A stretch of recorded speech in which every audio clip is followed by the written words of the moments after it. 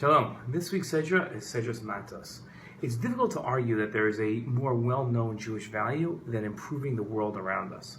While popularity doesn't speak to importance, popularity is a metric of prevalence. Improving the world is such a well-known value because it speaks to man's potential and greatness.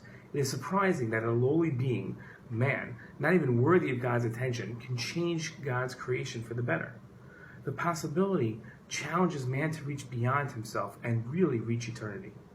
Ironically, we don't find a command from God to change the world. In fact, relative to its prevalence, there's a dearth of rabbinic literature that speaks to the importance of changing the world. On many occasions, we find that God or the sages address man's imperative to improve themselves. An argument can be made, and I want to make it now, that God knew that if each person improved themselves, the world itself would become a better place. This week's Torah portion, Matos, opens with a discussion of a tool given to man to improve himself.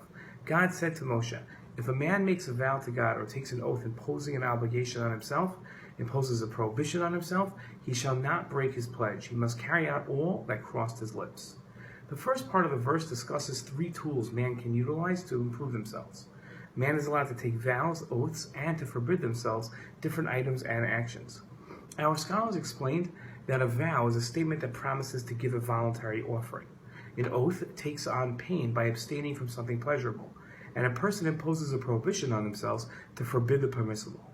Each of these three different tools addresses the different aspects of man's character that requires improvement. Let me explain. By vowing to offer a korban, a person is adding to their service of God, going above what the law requires. It's voluntary. This addresses a person's devotion and commitment and pushes them to greater accomplishments. An oath encourages abstention from pleasure because indulgence can lead to sin. Oaths allow man to avoid unhealthy indulgence. Imposing a prohibition against the permissible distances a person from their base desires. This allows a person to focus on their actions that can help improve them. The Rambam wrote that when a person takes vows in order to establish his character traits and correct his conduct, he is considered zealous and praiseworthy. These are paths in the service of God, and concerning such vows and the like, our sages said, vows are a safeguard for restraint.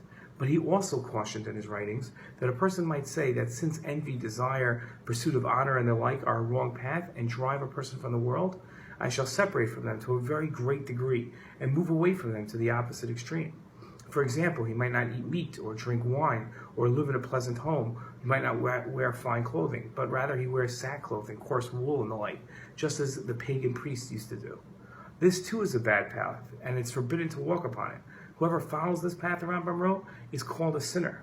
Our sages declared if a Nazir, right, who is a person that abstains from wine, requires atonement because they have to give a korban that a sinner usually gives, how much more so does one who abstains from everything?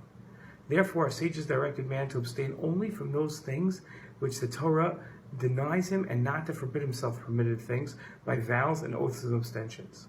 Vows, right? Usually those two statements of the Rambam are seen as contradictory. But we can see that vows, oaths, and imposing prohibitions are useful tools, but should only be used when necessary. An important lesson from this week's Torah portion. Shabbat Shalom.